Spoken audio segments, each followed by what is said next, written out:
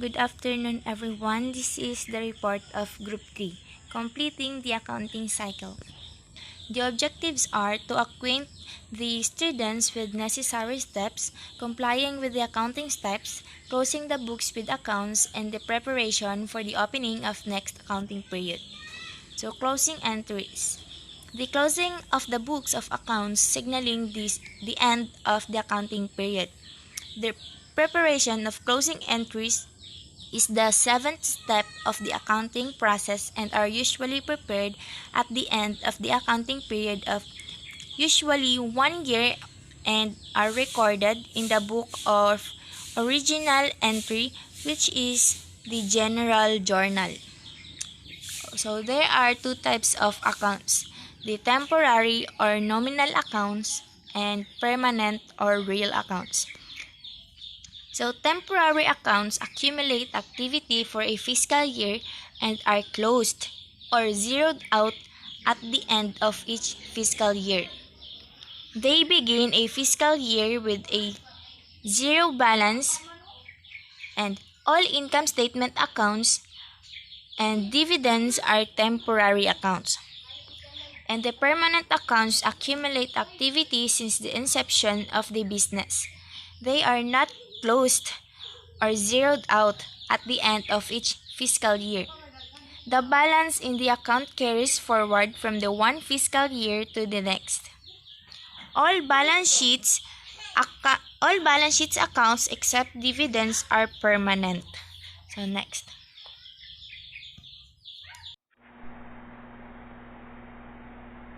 So, hello everybody. So today I'll be discussing the procedure in closing the nominal accounts with the steps that we need to undertake in closing the accounts and to make it ready for the next account. So, before anything else, we will continue using this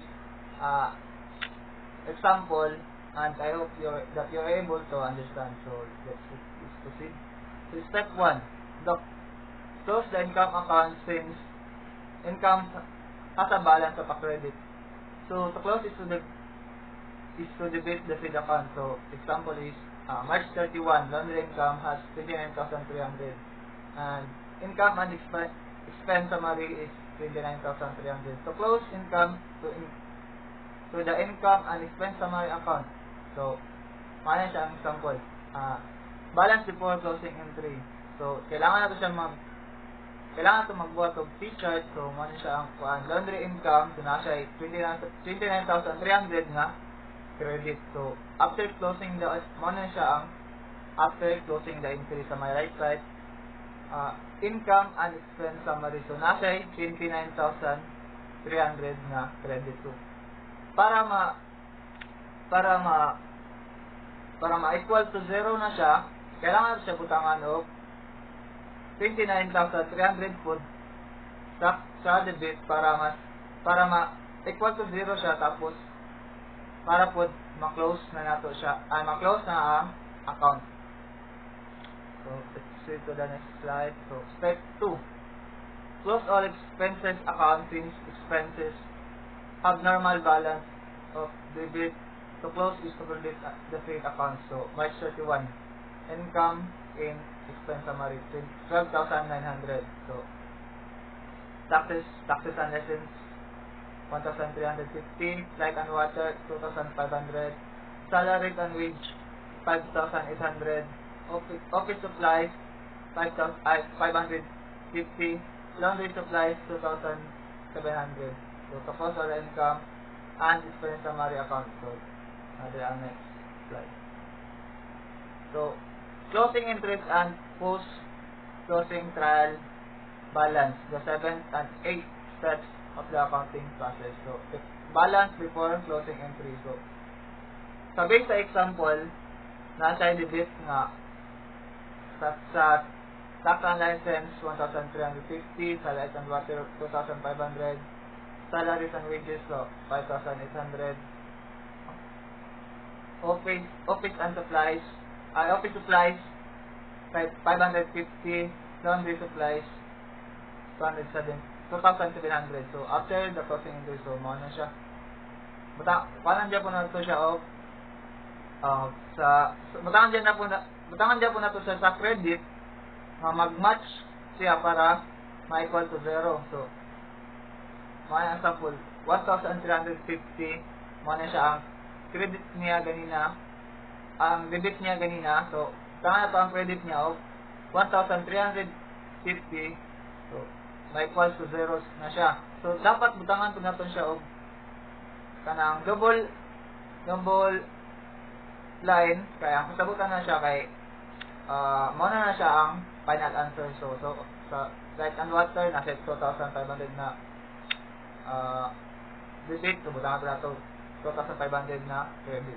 So sa salaries and wages nasa 5,000 nga debit, so butangan na to 5,500 na credit, 5,000 na credit para sa step 2. And office supplies nasa 550 nga credit, so butang 550 nga debit, so butangan to nato 550 nga credit. So sa laundry and supplies nasa 1,350 na debit, so butangan to nato siya of 1,350 sa credit. So ang dili din na to kalimtan na kanang double line kay mao na siya ang nagasimbol nga mao na siya imong final answer. So at this point, the laundry income and expense accounts are already closed, while the temporary account at the income and expense summary account is open with following posting it in its ledger. So income and expense summary. So asang nagikan ng 12,900, so mao na siya ang 12,900 na kaya kanina sa income factors. Ang 29,300 mo na siya ang sa pinaka-first na example. So, man na siya na start, bukaan to sa picture. So, na siya 29,300 nga credit and 12,900 nga debit. So, para ang step 3 mo na siya ang put the debit and credit increase of the income and expense summary account ledger. This will result to hitting the balance of 16,400, which represents net income. This amount balance is used for the drawing account. So before closing entry. So mana siya kanina ang 12,900 nga debit, tapos na siya 29,300. So, i-minus na to na siya. Ang kalabasan na niya kay 16,400. So, pag-close na to na siya, taan lang po na to sa next na kaan. Taan lang siya 16,400 nga debit para mag-close siya. Tapos, butang nga to double underline para sa final answer. So, next, Santos drawing. So, nasa 3,000 nga debit. So, March 31, closing entry. Close na nato siya na. Mga din income and expense summary. So, nasa 16,400 kaya i-minus naman kung dapat ito ganina. So, Santos drawing is 16,400. So, to close the income and expense summary, the drawing account after closing. So, income and expense summary. So, 12, nasa ganina sayang debit kay 12,900 and 59,300 nga credit. So, mga na itong step 1 ganina. So, minus mo na siya, nasa mabilin nga 16,400 nga credit ay mana siya ang balance. So at step 3, butangan po nato siya of 16,400 sa debit para ma-close. So, butangan nato siya double line para sa final answer. So, the account is closed. So, sa next example, Santos drawing. So, nasa 3,000 nga debit and nasa 16,400 na credit. So, mga siya ang step 3. So, drawing account shows a credit balance of 13,400. So, the next slide will continue by mine. So, good day everyone. My name is Naiza Garsola and I will be discussing the continuation of the procedure in nominal accounts, which is the step 4. So, step 4, finally, close the balance of the drawing account to the capital account. So, since the drawing account showed a credit balance, it is closed by debiting the said account as shown below. So, by the way, when you speak about drawing account, it is accounting record which was maintained to track money withdrawn from business by its owner. To simplify, it is more on proprietor's personal account or proprietor's account. So, as we can see on the slide, no, before closing, Ms.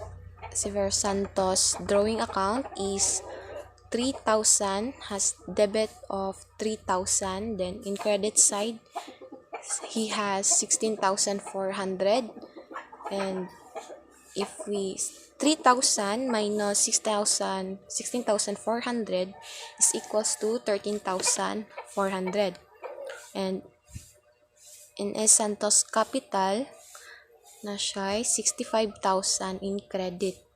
So G1 dra is meaning is journal page 1 siya makita. This is the opening entry. So to close the drawing account into capital account, nganiyon na to siya pag form. So this March 31 is the date of the business transaction. Then S. Santos drawing account has 13,400. And in S. Santos capital, 13,400. So, to finally close drawing to capital account. So, in after closing, diri na to makita kung giunsa niya pag compute. So, in S. Santos drawing account, there are, di ba naman siya 13,400 credit balance, and para ma-close na siya or kailangan na to siya i-zero balance. Para ma-zero balance na siya, kailangan pa na po siya i-debit ang 13,400. Then pag ma-zero balance na siya, double underline lang. So kung ang 13,400 doon is ma-add na siya into the capital since it is in the credit side. Sa credit side po na to siya ibutang. So 65,000 plus 13,400 is 78,400. So mao na nakaron ang capital ni Mr. Santos, 78,400. Usually ang iyang initial capital is 65,000 and kay kaning 13,400 is meaning is mo ni ang increase mo ni ang net income niya, which is if totalon na siya kabuuan nga 78,400. So pananglitan no, during your computation in income and expense summary, mas dako si debit side og total, or mas dako imong credit ang imong debit side kaysa sa credit side. Ang results ana niya is dili siya net income, but instead it is called net loss. Kay ang income ni manimo is sa credit side, then pag mas dako ang imong bayaran kaysa sa imong income, meaning na is ang lugi ka. So unsa na siya pag-solve is ingani lang gamit lang tag ingani nga form pro forma sa journal entry like this. Then same lang gyapon ang process niya sa step 3 and step 4. Ang kailangan nato timan-an lang is kanang para ma zero balance siya or ma-close entry, kailangan nato i-zero balance. Para ma-zero balance, kumpila itong nasa, for example, na siya sa debit side ang total. Para ma-zero balance na siya, ato po siyang i-credit. So, same po pag ang total balance is nasa credit side. Ato lang po siyang i-butnan tapalan sa dapit sa debit side kaya para ma-zero balance siya o ma-close nimo ang entry. So, this slide is about post-closing trial balance. So, when we say post-closing trial balance, muna siya ang final trial balance nga prepared before the new accounting period begins. So, nga kailangan siya, it uses to make sure that beginning balances are correct and used to ensure that debits and the credits remain in balance after closing entries have been completed. So, kani po siya is kanang to prove the equality of the debit and credit amounts of accounts remaining open in the general ledger after the closing entry. So, this is the balance sheet in a trial balance form. So, kaning nasa right side dapit katong atong just ganina is the trial balance of balances. And now, kaning nasa atong left side mo na yan, trial balance of totals. So, katong totals nga nagikan sa atong trial balances, pwede na nato siya ibutang diri. So, ang kanang Davao Laundry Shop, diha namin ibutang ang business name. Then, unsa ang sunod na is unsa botang imo unsa na siya nga account, like for example kanang yang gibutang is it is post closing trial balance. Then nasa butang ibutang mo sa ubos ang date sa transaction. Then account titles mo na siya ibutang kung unsa tong cash, accounts receivable, laundry equipment, so on. Then there is a debit side katong asa to dapat tong debit side nga account diyan mo ibutang. It's credit side ibutang nimo and makita nato nga ang total sa debit side is equals to 101,650. Same pod sa credit side which is 101,650. So naga-pertains lang na nga kanang tama ang imuhang total. So now let us discuss about the opening entry. So opening entry, it is records transactions occurring at the start of an organization. An opening entry can be made either during the first day of its business operations or at the beginning of the next accounting period. So, since we are done at the post-closing trial balance, dili karon is ang opening entry. Pwede na siya magsugod since na-close na to tong entry atong past ledger karon, mag-open tag new account since katong balances karon diri na ni siya mabutang sa opening entry. So kaning side is the above journal entry. It is the journal entry and it is the new set of general journal that are posted the respective ledger accounts in a new set of general ledger. So kanang nasa taas is the journal entry. Mo na ang beginning sa imong journal entry. The balances, mga account nga that is imuha pang bayranon. Then diri pod sa ubos is the ledger, new ledger ni siya. Diri po nimo ibutang katong same lang gyapon, ibutang nimo dira ang mga beginning balances.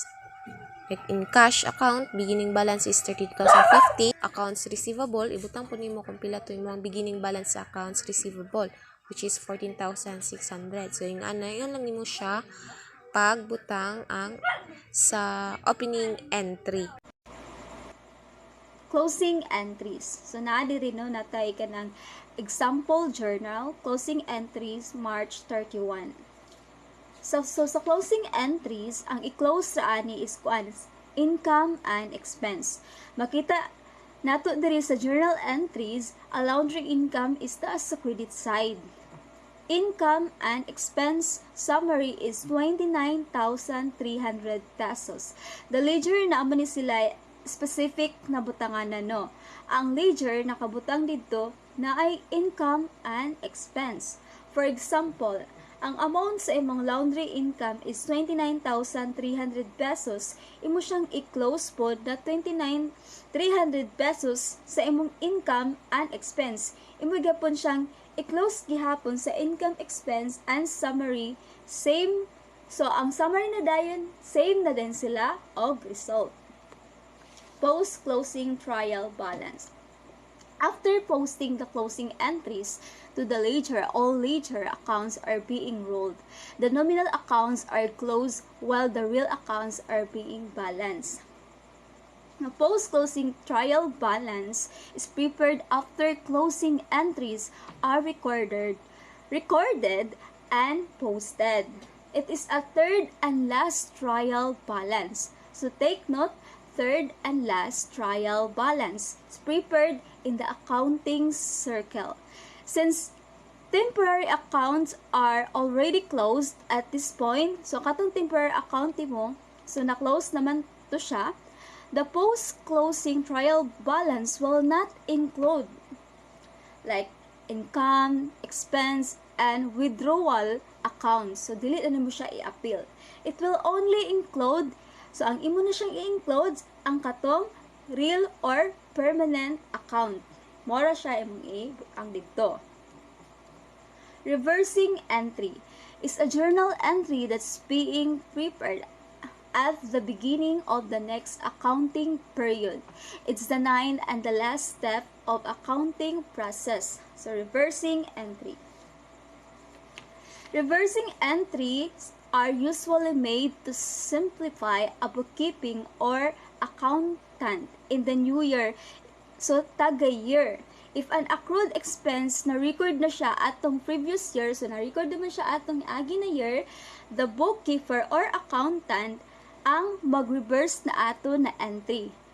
And account for expense is the new year where or kanusa siya na paid or so karon lugar or kanusa siya na like na paid or nabayaran. Why reversing entry is prepared? It's prepared in order to facilitate the recording of the next accounting period transaction. So why? Reversing entry are made because the previous year accrual and prepayments will be paid off or used during the new year and no longer to be recorded as liability and assets. So, katong previous na is nakuha naman to siya, nabayaran naman to siya, so dili na nimo siya i-record pa dito sa asset. What items or accounts are reversed? The adjusting entries that are prepared at the end of the accounting periods is may involve items or account that requires reversing entry. So, what?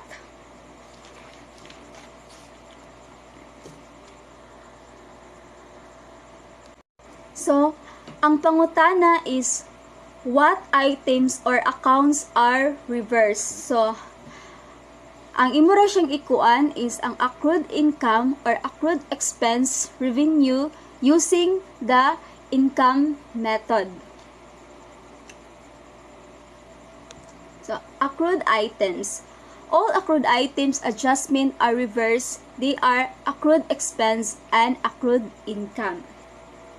So, on a closing statement, items of expense that are accrued but not yet payable. So, accrued is not dili pa siya bayad. Such as, ang katong wala pa nabayan, like for example, interest, loan, or taxes.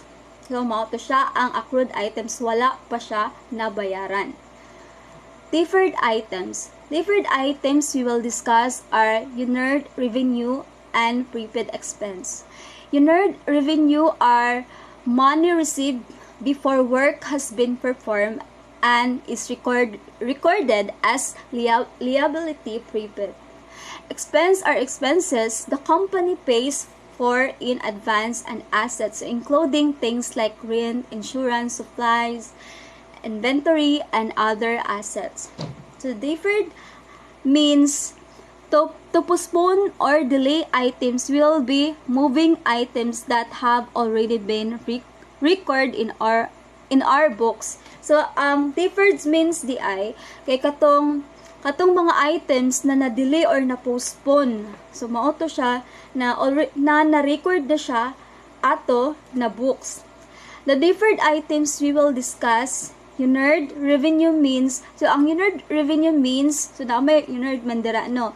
Means when a customer pays for product or service in advance of their receipt. So, for example, ako, nagbayad ko or nag-advance ko bayad sa ilaha. So, mao na ang unearned revenue. Means, nag-advance siya and prepared expenses. So, auto siya, and that's all. God bless.